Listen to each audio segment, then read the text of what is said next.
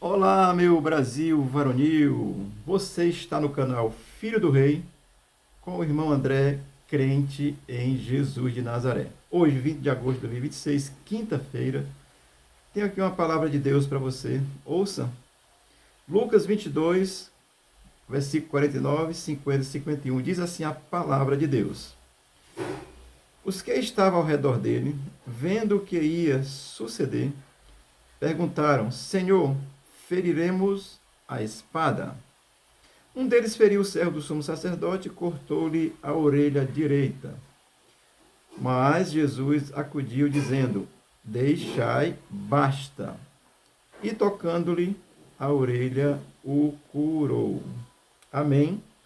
Nós estamos falando aqui do contexto onde Jesus está nos Getsêmanis, já orou e suou gotas de sangue. Aqui ele vai ser preso e tal. Estamos no versículo 49, 50, 51. Vamos aprender aqui um pouco com esse texto. No momento da prisão de Cristo, tá certo? Os que estavam com ele, em redor dele, eram os discípulos. Haviam acabado de presenciar a agonia de Jesus lá orando, suou gota de sangue, né? Aquela agonia, dizendo: Pai, se possível, faça de mim esse cálice, mas todavia não seja feita a minha vontade, mas a tua. Então eles tinham presenciado isso, estava lá. E vendo o que ia suceder. O que ia suceder era a prisão de Cristo, era inevitável. Eles viram Judas chegando com a turba de soldados do templo, tá certo? Mandado pelo sumo sacerdote. Isso me deixa assim estarrecido, tá certo? Então, ele estava ali vendo isso, presenciando isso. E a pergunta deles foi: Senhor, feriremos a espada? Olha, eu quero dar um destaque para isso aqui pelo seguinte. Essa é a pergunta de todo aquele que não tem Cristo como Senhor e Salvador, que não é ainda uma pessoa realmente convertida, que não entendeu a dimensão do reino de Deus, revelado em Jesus Cristo. Amém? Por quê? Porque feriremos a espada, isso vai me dar a entender que a pessoa acha que conquista o reino de Deus pela força humana. Pelo braço, né? Pela porrada. Não. Então Jesus veio trazer esse reino mesmo que é conquistado, é espiritual. E essa condição de impor a ordem é na vida de Cristo, mas esse momento aqui, então feriremos a espada? Isso é uma pergunta daquele que não crê em Cristo, que não é convertido, quer resolver as coisas à força, na porrada. Com Jesus nós resolvemos pela fé e Deus abençoa e muda a história mesmo, muda quase, tá certo? As pessoas que não são convertidas, elas querem resolver, querem agir pela sua própria força, pela sua própria vontade. Amém? É o que aprendemos com isso, com essa afirmação, com essa pergunta dos discípulos que estavam lá com Jesus.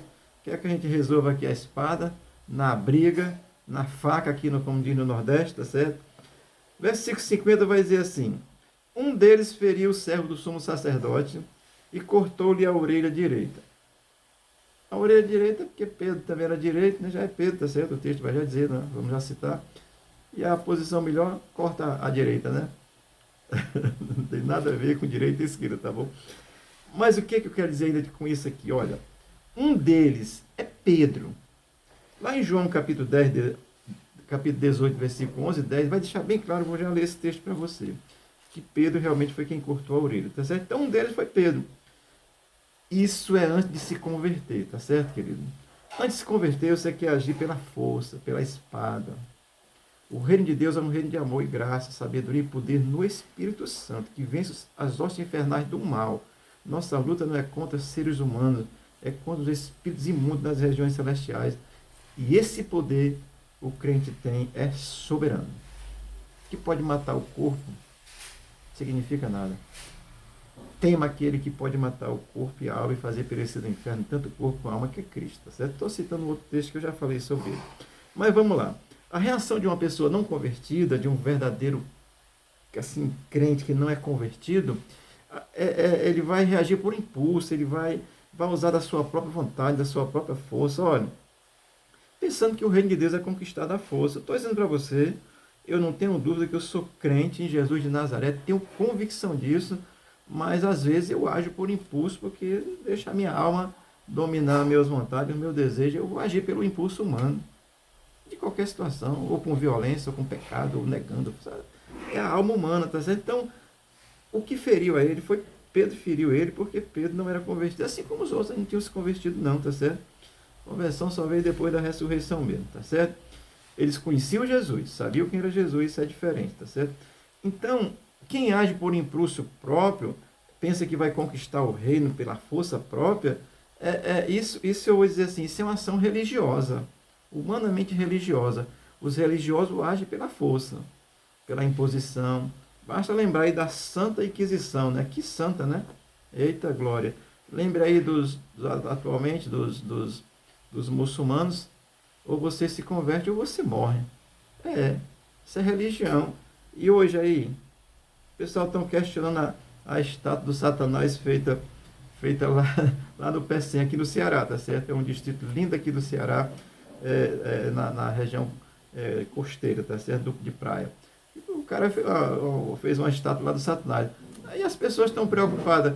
Faz estátua de tudo quanto é jeito, rapaz. E adora imagem, agora estão preocupados com isso aí. Tem que adorar a Jesus Cristo, única e exclusivamente, tá certo? Isso é interessante porque a pessoa não convertida, pensa que o reino de Deus é tomado à força, tá certo? Vou ler aqui João 18, 10, 11, que João registra assim. Então Simão Pedro puxou da espada que trazia e feriu o servo do sumo sacerdote, cortando-lhe a orelha direita, e o nome do servo era Malco. Amém? João registra esse fato, e o versículo 11 vai dizer, mas Jesus disse a Pedro, mete a espada na bainha, não beberei porventura o cálice que o Pai me deu. Olha, Jesus tinha que passar pela morte, é o que está dizendo, tá certo? Amém? Olha, o não convertido, ele pensa que se apropria do reino de Deus à força, e essa força às vezes nem precisa ser violência. Fica aí carregando uma cruz na cabeça, né? Fica fazendo, sei lá, qualquer coisa aí. O reino de Deus é graça, é revelado em Jesus Cristo. Amém? O versículo 51 vai dizer assim, mas Jesus acudiu dizendo, deixai-o, basta. E tocando-lhe a orelha, o curou. Olha, eu quero destacar aqui 3 aspectos importantes. Olhando para esse texto, e tentando viver, a gente tem que entender a Bíblia no seu contexto, trazendo também para os dias de hoje, aplicando hoje, para que a gente possa assim buscar viver a palavra de Deus. Olha, quando Jesus acudiu, né, ou seja, socorreu lá o soldado do sumo sacerdote e colocou e restaurou a sua orelha e curou, 3 situações eu quero citar aqui. A primeira dela, Jesus cura por misericórdia e amor, tá certo? Nos dando esse exemplo, assim, que o discípulo de Cristo, ele deve fazer o mesmo. Por isso é que nós oramos pelas pessoas que elas sejam curadas. Não só de enfermidades físicas, mas de enfermidade da alma, daqueles que servem ao diabo mesmo, que nós oramos aqui, para que Deus liberte, porque as pessoas servem ao diabo pensando que está servindo a Deus, tá certo? Então, Jesus está nos ensinando que ele curou por amor e por misericórdia. Isso deve fazer parte da vida, do cardápio, assim, de um cristão. Amor e misericórdia. Amém? É o primeiro aspecto que ele curou o soldado do sumo sacerdote. O segundo aspecto que eu quero dizer para você, olhando dentro do contexto, Jesus estava sendo preso, ia ser aberto um inquérito, como foi, irregularmente, foi aberto à noite, né? O Sinédrio só se reunia de manhã, eles julgaram Cristo à noite, já deram o veredito. Olha, gente, não tem como não contextualizar, tá certo? É o que acontece com a injustiça brasileira. Porque não é justiça, não. Se reúne, faz as falcatruas, armam todos os esquemas, né? Nós vimos aí aquele auxiliar que eu esqueci, o Tagliaferro, que está lá exilado na Itália, secretário do nosso ministro aqui, arma tudo, usa a criatividade. É assim, eles iam abrir um inquérito. Então Jesus curou para que não fosse colocado no inquérito de Jesus que Jesus estava amotinado, sedicioso, violento, insurgente, amotinado, insubordinado ali com um grupo para fazer violência. Amém? Então Jesus curou por misericórdia e Jesus também curou para evitar que os que agem pela lei de forma injusta botassem lá que Jesus estava com um amontinado de pessoas, era um sedicioso, era um insurgente, que estava ali para criar problema. Amém?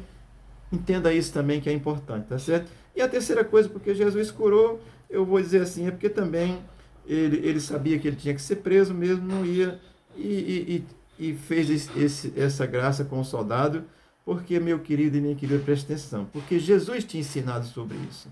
Lá no capítulo 5, do versículo 44 ao versículo 48 de Mateus, Jesus vai dizer assim: orai pelos que vos perseguem, amai os vossos inimigos, porque se você não fizer isso, os gentios, se você tratar bem só quem lhe trata bem, os gentios fazem isso, ou seja, os pecadores aí tratam bem quem lhe tratam bem. O crente é diferenciado. Jesus tinha ensinado isso, tá certo? Se você quiser ler lá, eu não estou citando o texto ipsiliter, como ele é, estou dizendo apenas a ideia do texto, Mateus 5, 44 a 48, vai dizer: ame os inimigos, ore pelos que vos perseguem, abençoe os que vos amaldiçoam, porque o gentio ama os que lhe amam. O crente e filho de Deus não pode amar só os que lhe amam, tem que amar todo mundo mesmo. Principalmente os que lhe amam, os da fé, os de casa. Estou dizendo isso, meu irmão, estou dando essas 3 razões pela qual Jesus curou o soldado. Primeira, por amor e misericórdia. Segundo, para que não fosse colocado no inquérito que ele era um sedioso, que estava criando problema, era um insurgente. Crente, aprenda com isso também, tá certo? Procure fazer as coisas certas, para que as pessoas não venham nos acusar de sermos sediciosos, de sermos aqueles que criamos problema. Não, nós não criamos problema, nós falamos a verdade. Agora, os que não aceitam a verdade, o que eu posso fazer? A verdade da Bíblia é a verdade. Não posso fugir da verdade da palavra de Deus, tá certo?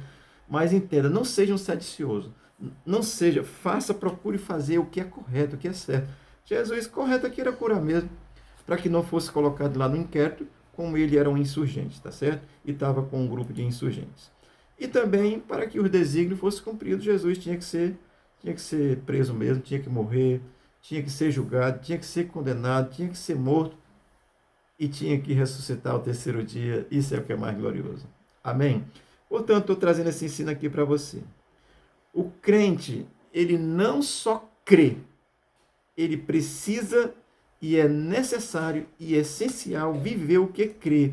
Ou seja, se falar do amor de Deus, tem que viver o amor de Deus. Se falar da misericórdia de Deus, tem que viver a misericórdia de Deus. Se diz que Jesus é bom, o crente tem que ser bom também. Não na essência divina, mas bom no que diz respeito a fazer o bem. Amém?